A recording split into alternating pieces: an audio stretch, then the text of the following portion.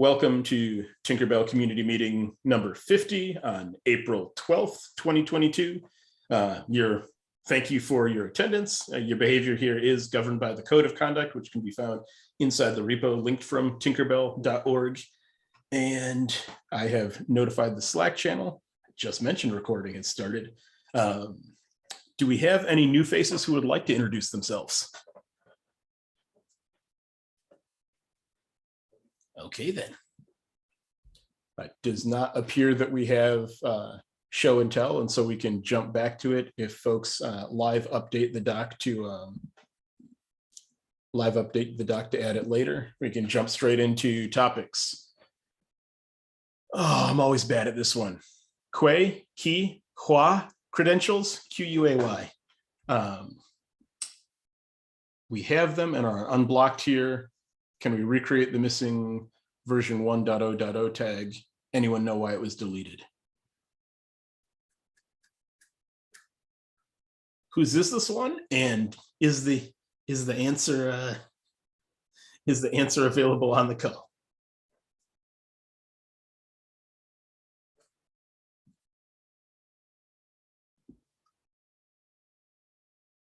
I'm assuming Mike is the asker. Don't know. I don't know anything about this one. I feel like this could have been Chris during triage. I feel like he might have put this one in there. I don't recall exactly, but it's possible. Who was just editing the doc? I thought that was your cursor, but maybe not. Okay, we can jump to the next one and jump back. Jacob on repo stability. Yeah, so all of our repos right in GitHub, they've got the little tag called experimental and the little blurb. I wanted to bring up the potential for some of the services to move to a different tag because for example, Boots and PB&J and Hegel, those have all been running, if I'm not mistaken, in production at Equinix Metal for quite some time. I feel like that experimental where it says don't run in production kind of doesn't fit, but I wanted to get people's thoughts before I threw out a PR to update the different repos. I'm definitely in favor of removing it because those tags are vestigial, not from its time at Packet, Equinix Metal. Those were ways that Equinix had decided to describe repos and projects, but it doesn't really, I think, fit with the rest of the CNCF, which will have sandbox, incubating, graduated, and that's more of the, if a project is in the sandbox, it's a sandbox project. And the assumption is like, well, it's getting there, but very much on the way. So adding additional text that says, this is experimental, danger, don't look into the laser is probably unnecessary. Definitely unnecessary. Okay. Did you have a hand up there? Yeah, my thought was just to say, like, yeah, I think there's a little, this is a little nuanced, right? Like, I think there's definitely, we talked about this last meeting, I think, about like, maybe not so much in terms of stability, but in terms of like backward compatibility and in terms of whether it's flags or code. Like, do we want to put all the Go code in /internal that we don't want exported?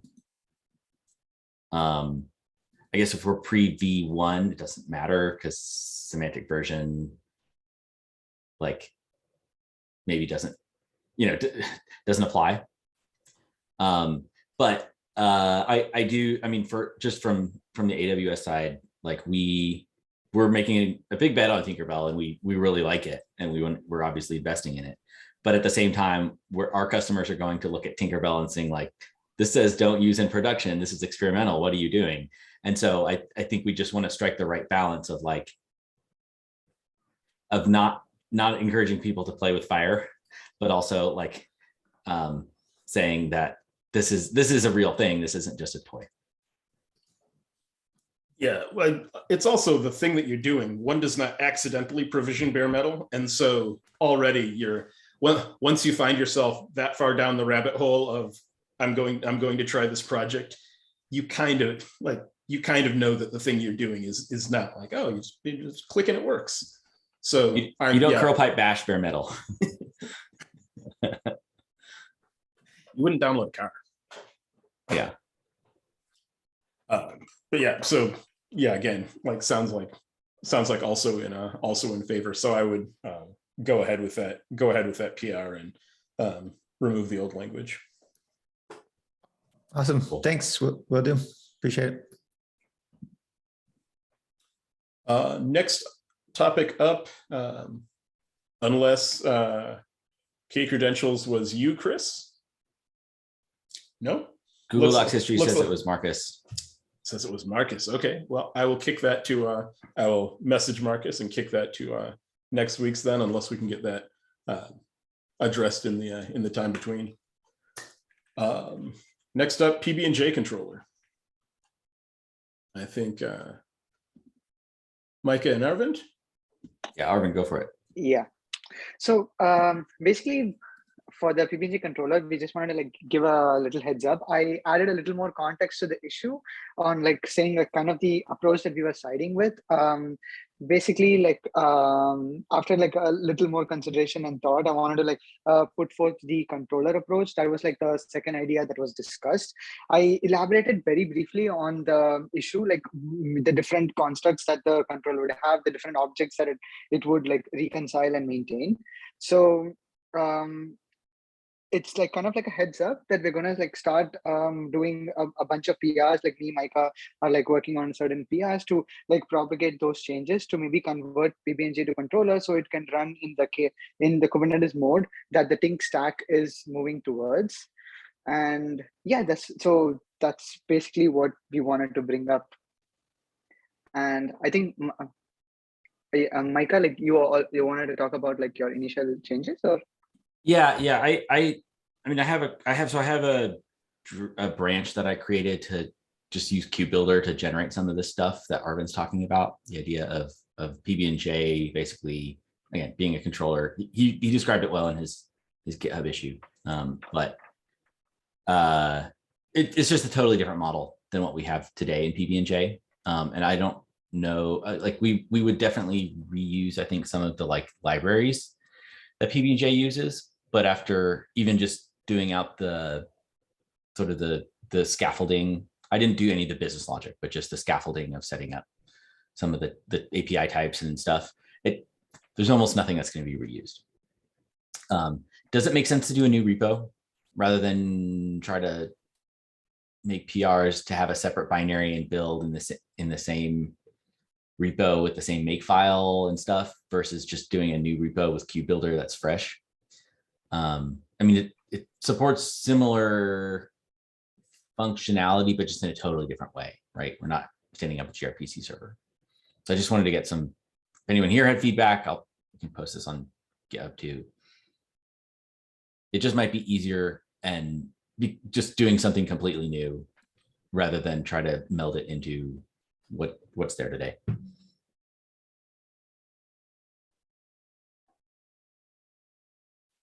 I mean, there is obviously there's trade-offs, but like you would have to build out a lot of the stuff that already exists in terms of linting and building and things of that nature. Does that seem like a worthy trade-off to go do that? Plus we need a new repo, and then I don't know, is that? Yeah. I mean, QBuilder generates a lot of that stuff. It generates the make file, it generates like, oh, does it? Go vet. It generates basically a project for you, like the main.go, the Docker build, Docker file, like all like the repo structure. It generates almost all this stuff. It makes it really like basically you just need to start writing your business logic and write out your API types. So I'm just finding that like it's almost more work to add it to existing PB&J because I have to like pack like stuff around, and there's already like an existing make file. So trying to make those play nice together. Some of the target names are the same, but different. So what does make build do? What does make Docker image do? Like, okay, in Tink, we have multiple images, so it's make images, but make image in PB&J builds the PB&J image versus this is a different image. So it's just going to have to be, there's just a lot of touch points. That makes sense. Yeah, I don't see a problem there. Besides, what do you call it? Nutter butter, whatever the what did the Lost Boys eat at the feast? We could make the Hook movie. There's probably a great like. What was that? Peter What was that Pan. rainbow goop? Right. Yeah. Ooh. There's probably some like great reference from that movie that would be a great Tinkerbell PB&J Peter Pan universe reference. I mean, it could be, we could call it PB&J controller Sure. to keep the name. Or you could call it Bangarang. Bangarang. I like that. Yes. Yo. Anyway, yeah, I'm sorry to derail this conversation, but thanks for the explanation. It seemed reasonable to me, especially understanding KubeBuilder a little bit more now to just throw in a new repo. But I think Jeremy and Chris would be the two folks that have permissions to do new repos if this is approved. Am I correct on that? Yeah.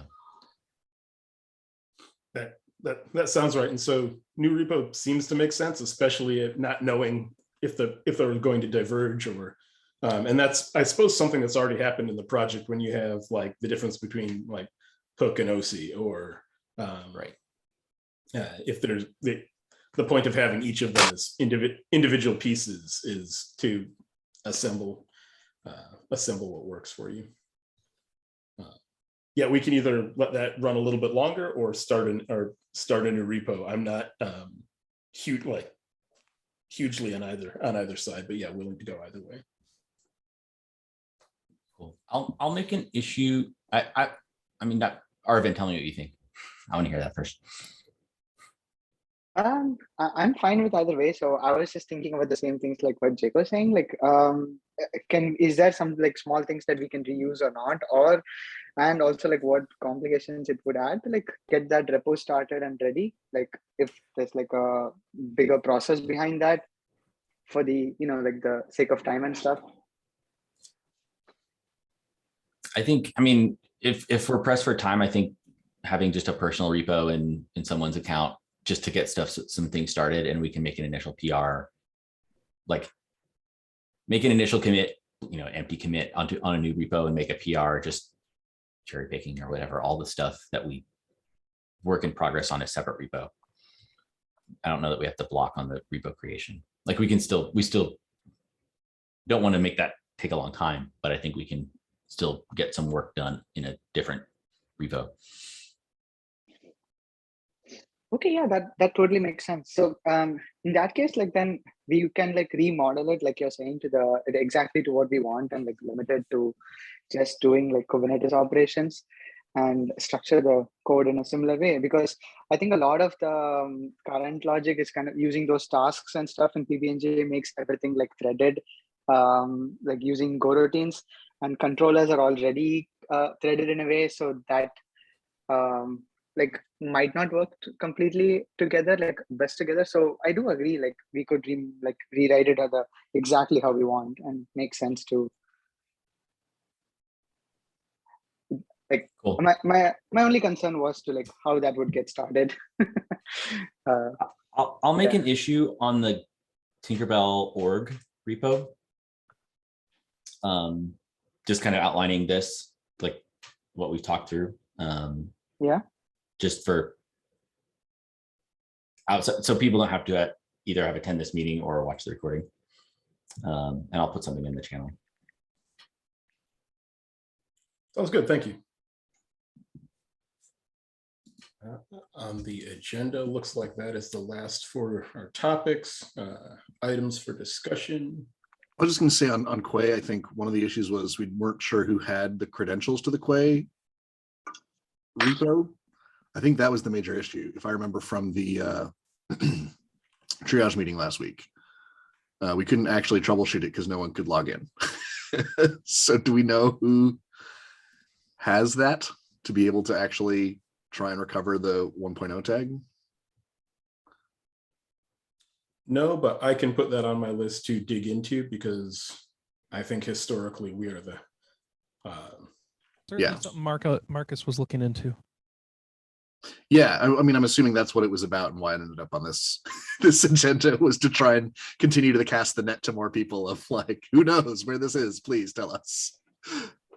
I know Manny, he set up in the iPixie Dust repo, he added the Tinkerbot credentials for some iPixie builds there. So it's possible he's got access to the rest of these kinds of secrets. So he might be someone to talk to.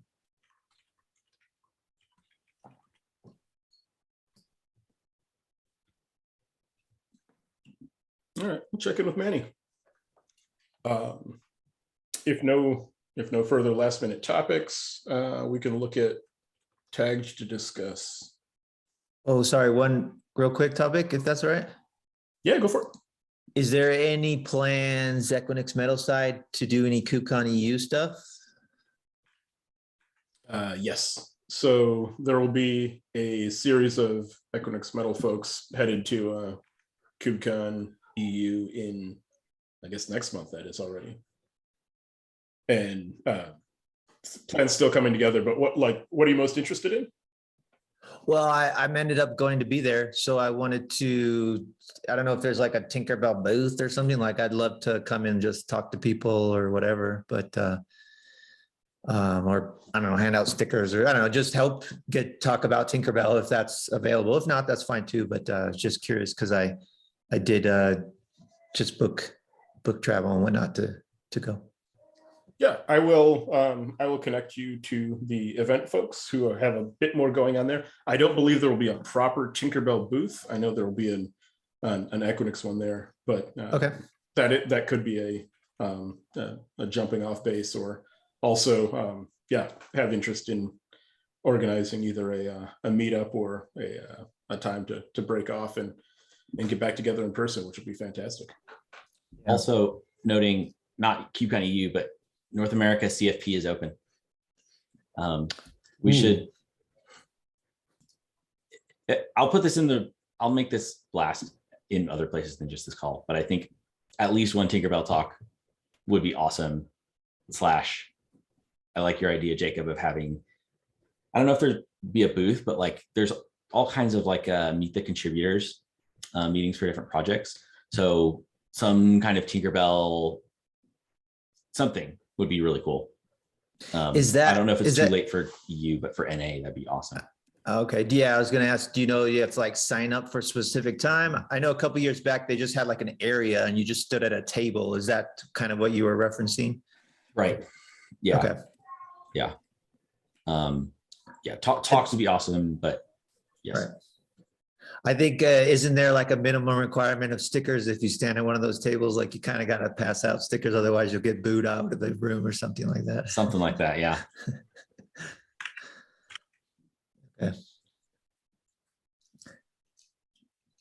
Is that,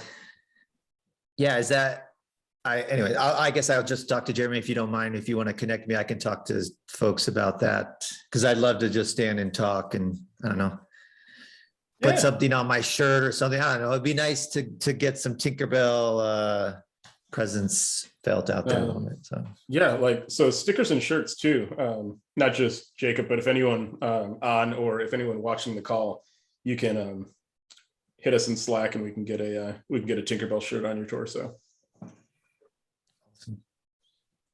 I need a Tinkerbell shirt. So How did that happen? Yes, I will. I'll connect. cool. sweet. Thanks, Al.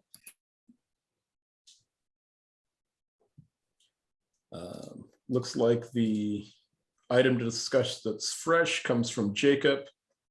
Bootkit purpose of metadata query and container UUID.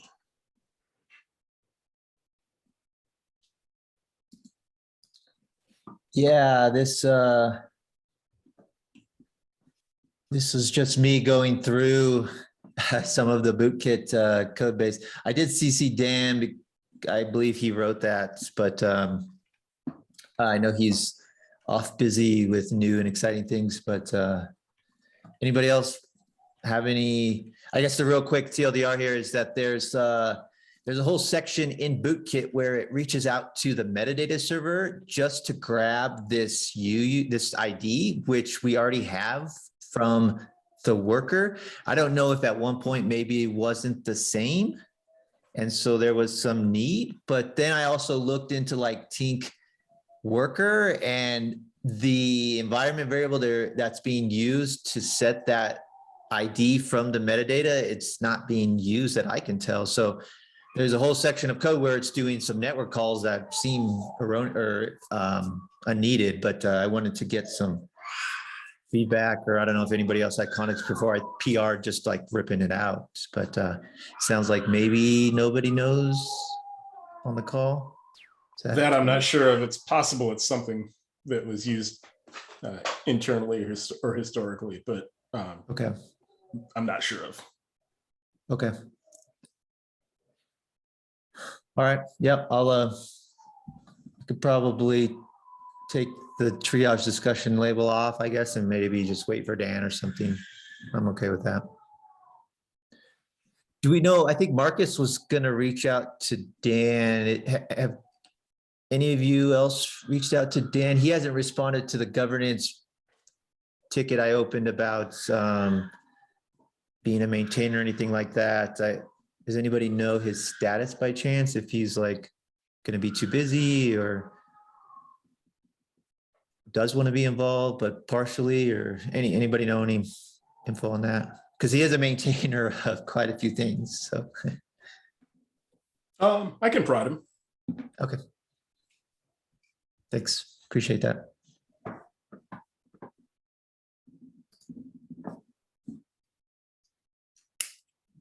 All right. With that, it looks like we should be set for the most part.